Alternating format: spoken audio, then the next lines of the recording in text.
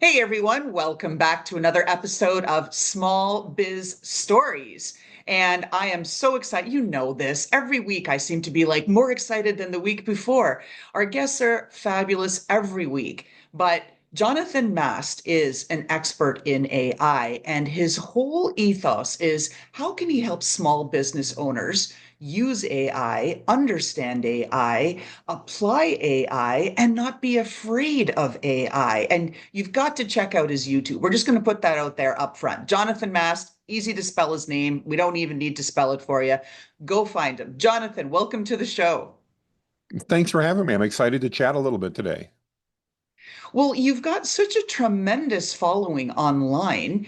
All of these tips that you give, just for example, for our listeners and for our viewers, because we are doing this in hmm audio and in video formats, because that is the way of the world now. People want the choice.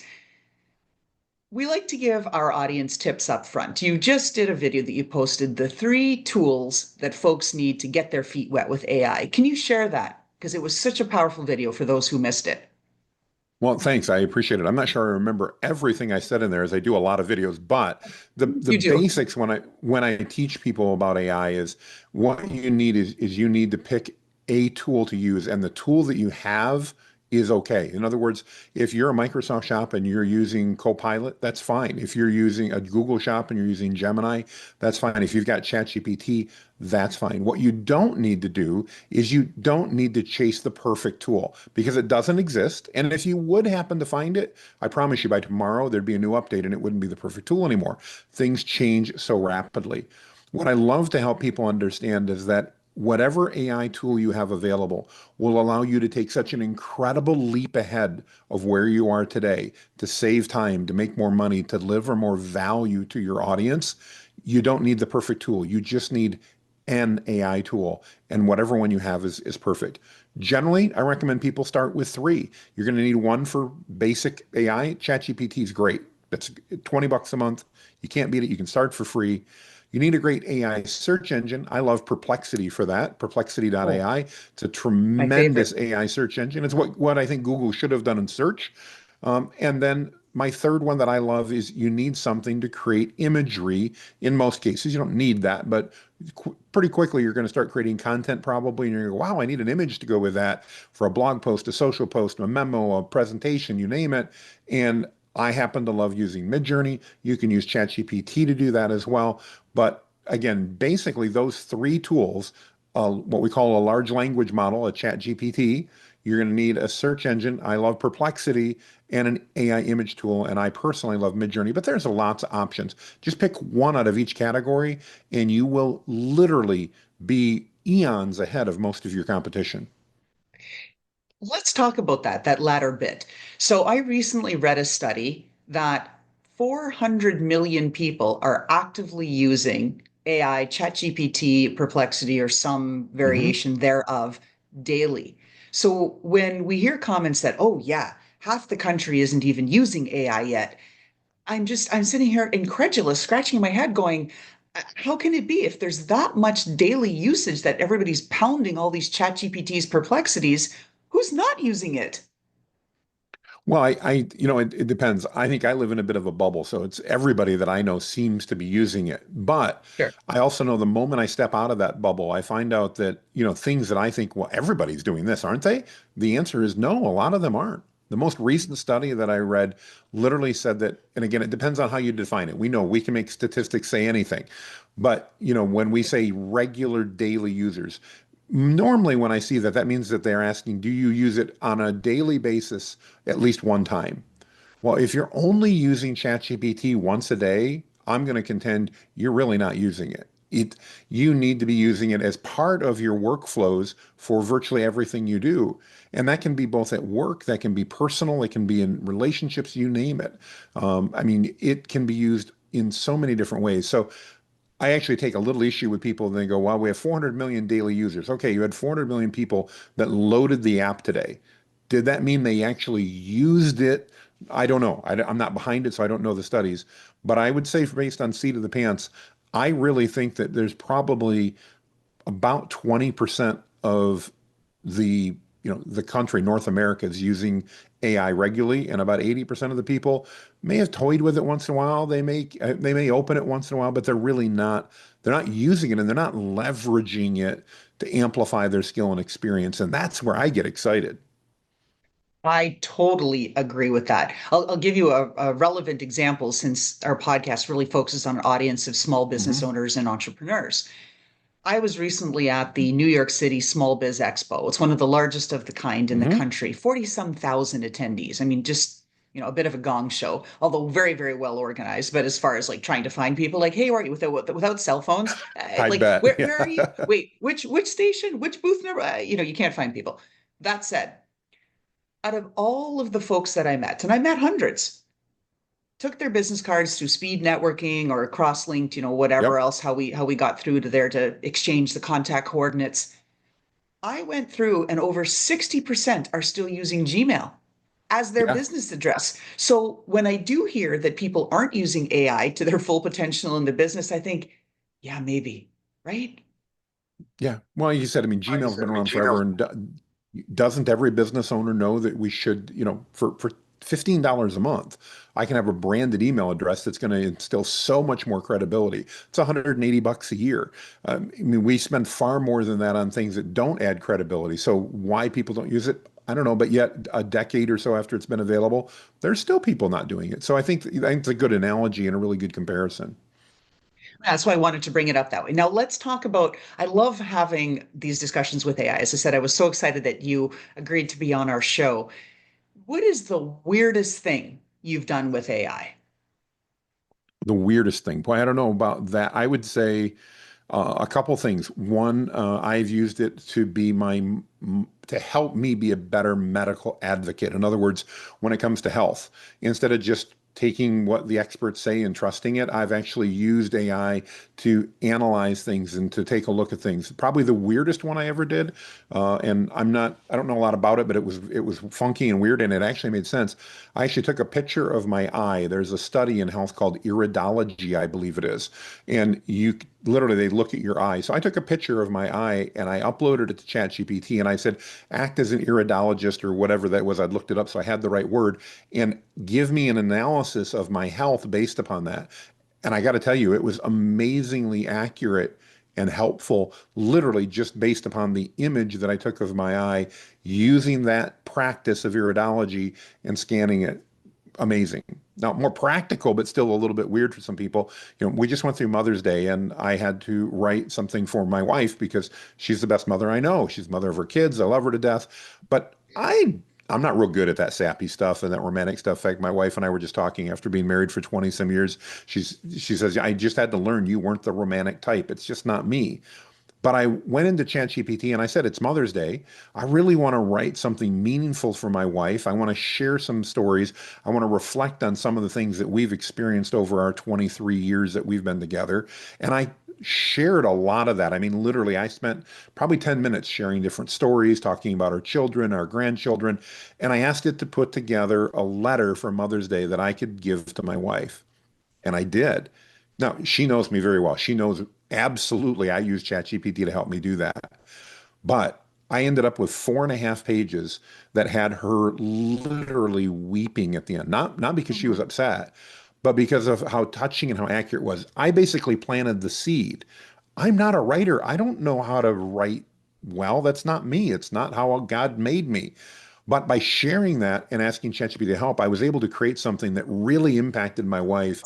And, she literally pulled me back later and said, I didn't read all of it at brunch. It's where she opened it because she goes, I started to cry and I didn't want to do that in front of everybody. So she did. She kind of put it away and she read it later that night. And she goes, and she says, I know you use ChatGPT, but you put a lot of work into that. I'm like, yeah, I did. And so there's so many things like that that we don't always think about. Couple of things. One, when I hit that a lot of people think the prompt has to be short, like a Google query. Like Google runs out, you can only put so many characters and then it just Yep. truncates whatever you put in and search or find this or whatever. But with these AI engines and generative AI tools, you can have multi-page prompts to really guide it. To talk to us about that, what our small business owners should be thinking about when they're preparing their prompts.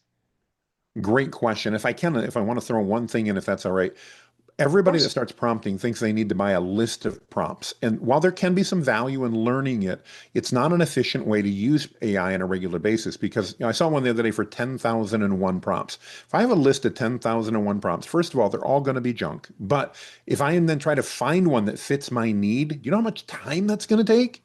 What we need is frameworks. And so I teach a perfect prompting framework. It's 4 simple steps. Tell ChatGPT what type of expert it is, give it context, ask it your question, and end with this. Ask me any questions you have. You literally add that at the end of your prompt. When you do that, you can talk about virtually any topic that's on your mind. You can ask it virtually any question, and you're going to get an amazing response. Going back to your point though about short, this is not a Google search. We're talking about what they call large language models that have been trained on what they call natural language processing. And that means the best prompts you can probably give are when you turn on the transcription feature of your computer and you start talking into this and letting it transcribe it for you. Not the voice mode where it talks back to you. I'm too impatient. That's too slow. But literally where when I'm prompting it, I'm like, all right, here's what I'm looking for. Here's my background. Here's what I want. Here's what I'm looking for you to create. Please ask me any questions you have. When you do that and you just carry on a conversation, candidly, much like we would if we were collaborating on a project, you're going to get amazing Right. responses out of AI. One thing you just mentioned, so I was just going to just do a quick snag on it, that using please and thank you is costing all of these generative AI tools hundreds of millions of dollars per year. Have you heard about that? I have. I don't put a lot. I don't put a lot of credibility in it because, ChatGPT still throws 400 emojis in everything that I do that I don't want. And if they really cared, if it was really an issue, they wouldn't be throwing emojis and everything because virtually everybody I know tells it use less emojis, but it keeps using them. So I think it's as with most things that actually come out from OpenAI. I think there's a bit of truth in it, but I think it's largely for hype and for attraction and things like that. I don't put a lot of credibility in that one myself.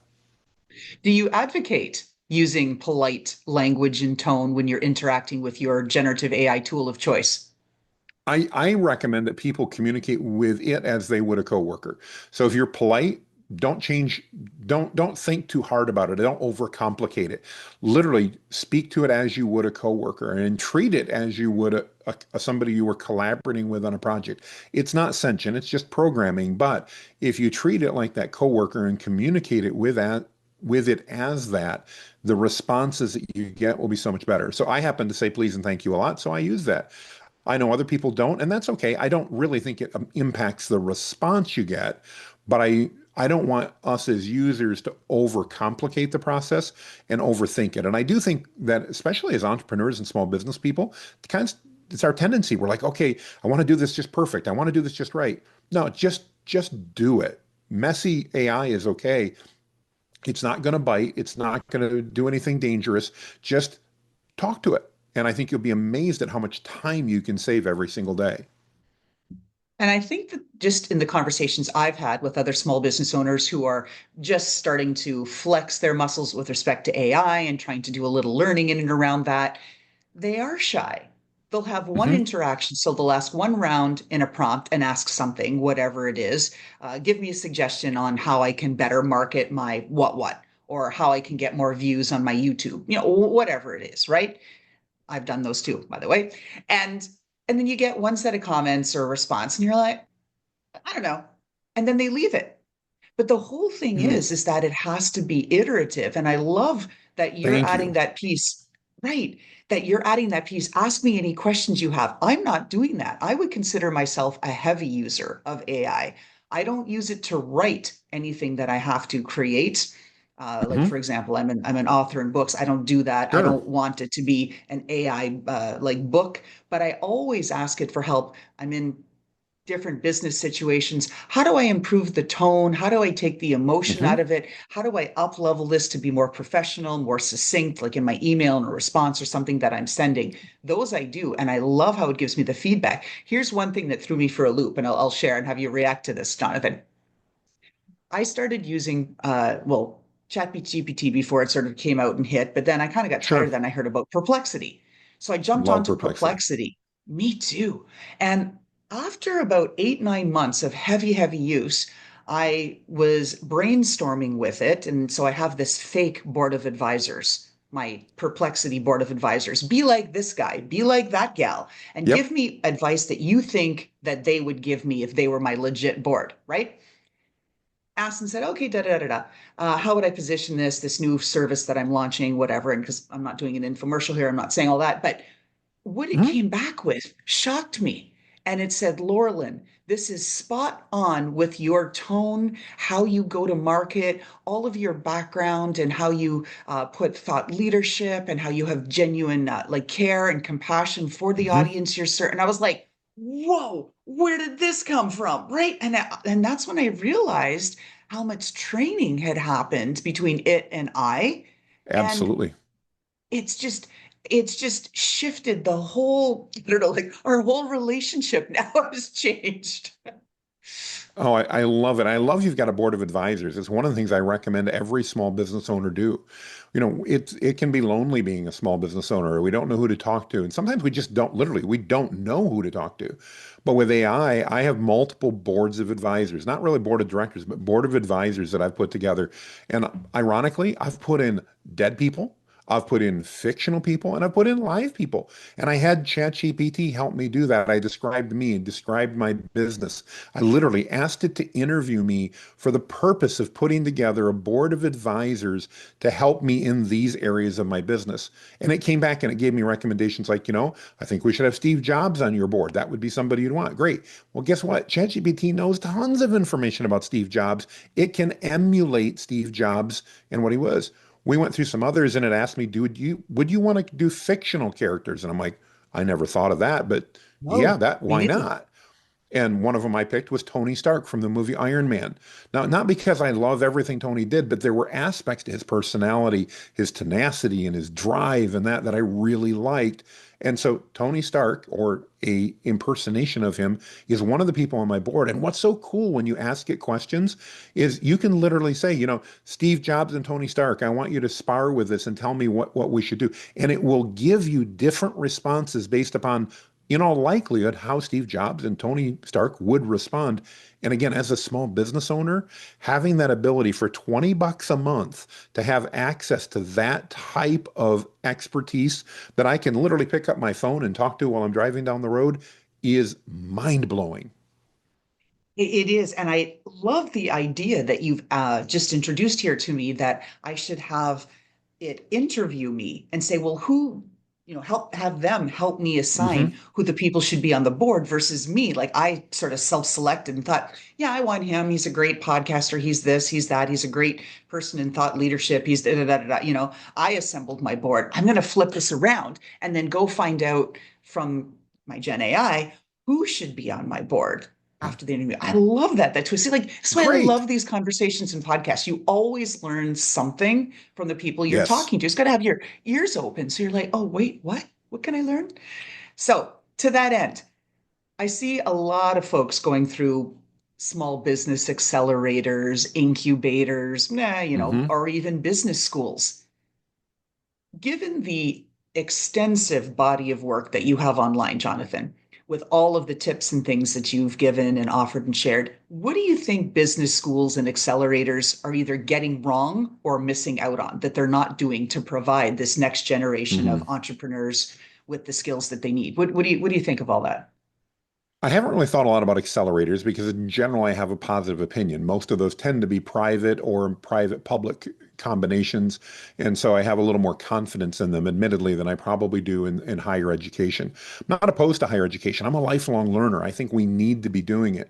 But I do think that AI is going to dramatically change the way we look at higher education. If for no other reason, the fact that higher education cannot keep up with the changes that are happening. I sit on a board for a university, not the whole board, but their advisory board for their AI program. And I won't share who it is because it's not fair, but they have no clue what's going on. This is a big university.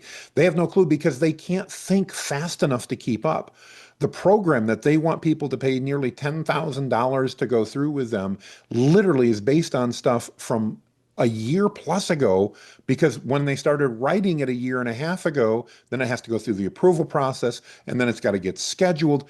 And I told them in a meeting the other day, I says, they're like, why are you not recommending us? And I'm like, because your program sucks.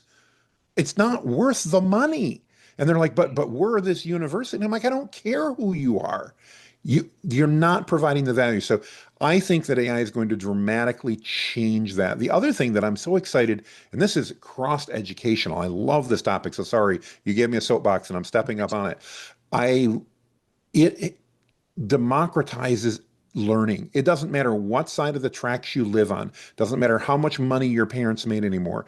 Everybody virtually has one of these, no matter where you live, no matter where you're at socioeconomically. And if you have one of these, you can use AI to learn virtually anything you want. And that to me is what's so exciting because no longer is it just, oh, I can't learn that. Now, do incubators and fast start things, do they have their value? Yeah, because we make personal connections at them.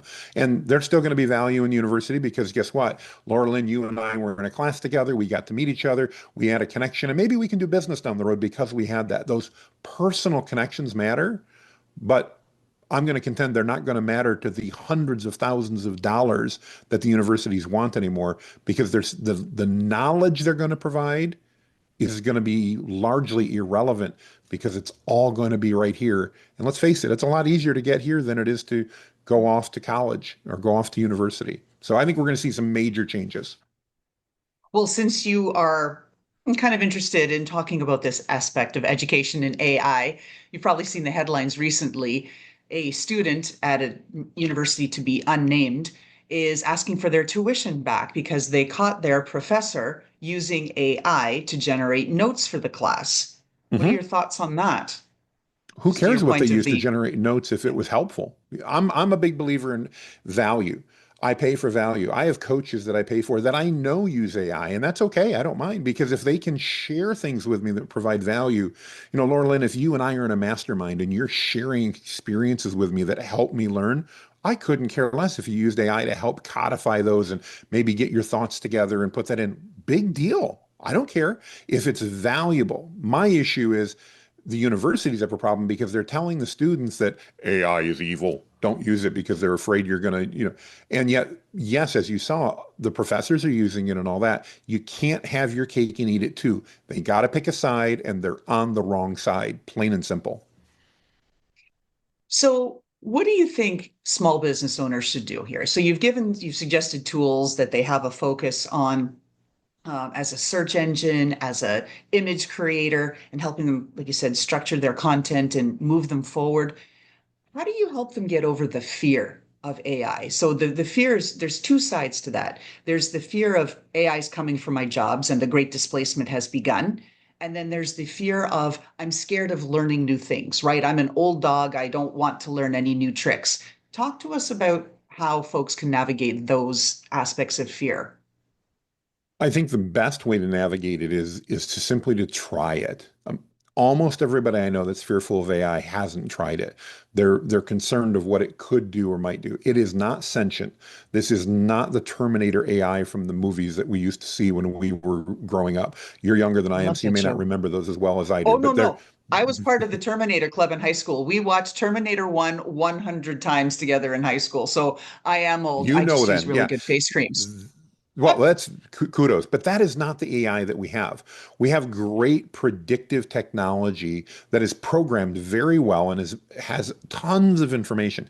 It's not going to bite, it's not going to hurt. I compared it the other day. I was talking to a group of businessmen in this case, not women. And I said, do you remember the first time you asked a girl out? You thought about it for days. You debated about the right words to use. You worried about what she was going to say.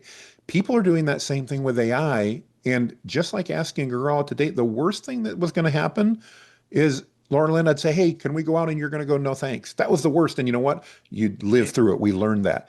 AI isn't going to do that. AI is even nicer. It's going to just give you a nice response. It's never going to bite.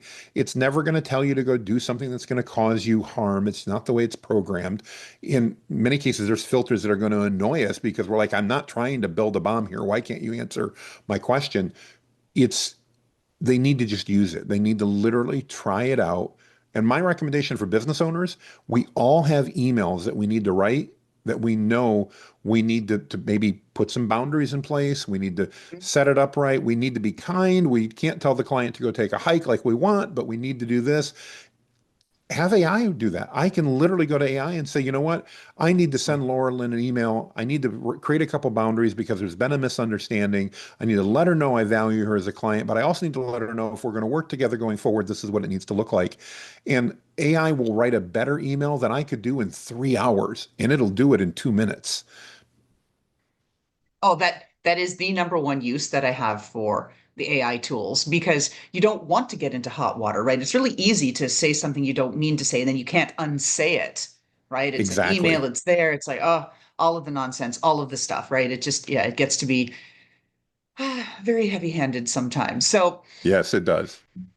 So, talk to folks now as we're getting closer to the end of our podcast. I want to be mindful of your time, Jonathan. Thank you. Where folks can find you on YouTube. Well, I know, but I want other folks to know Mhm. where they can and how they can get access to all the incredible, as I said, body of work that you have out there, providing enormous value to small business owners, neophytes, and really savvy AI folks about what to do and how to do it better. I mean, you've given us tons of suggestions here already, and I've learned a lot already. Where can people find you?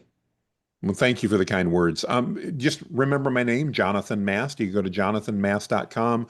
You can connect with me. I've got tons of free resources. I've got some paid ones too, but there's tons of free stuff out there.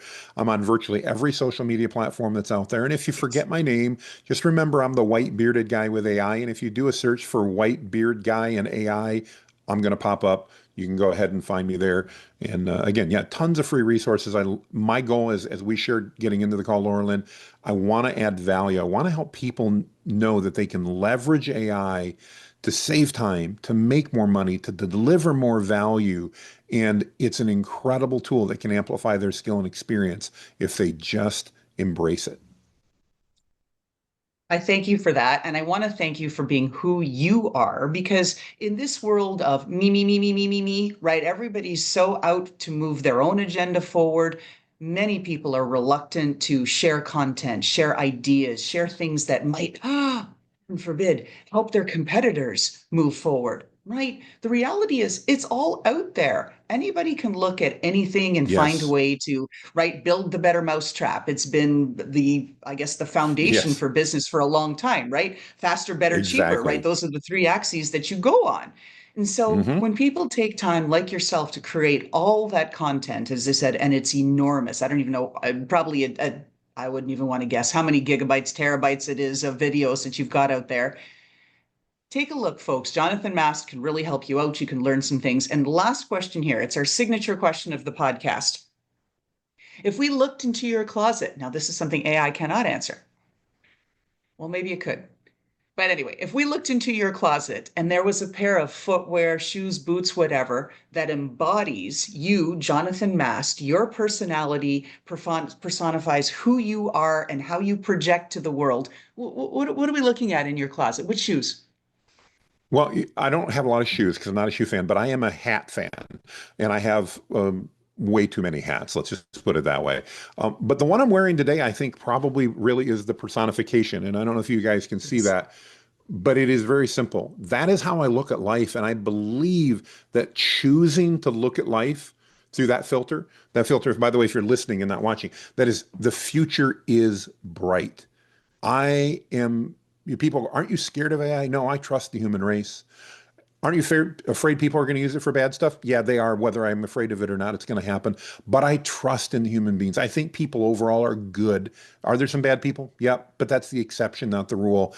And I believe that as a business owner, as an entrepreneur, it's our obligation to lead. And I believe the best way to lead is to believe that the future is bright and then make it so. Ah, nothing further to add. Jonathan Mast, thank you so much for being on our show. Thank you. Have a wonderful day.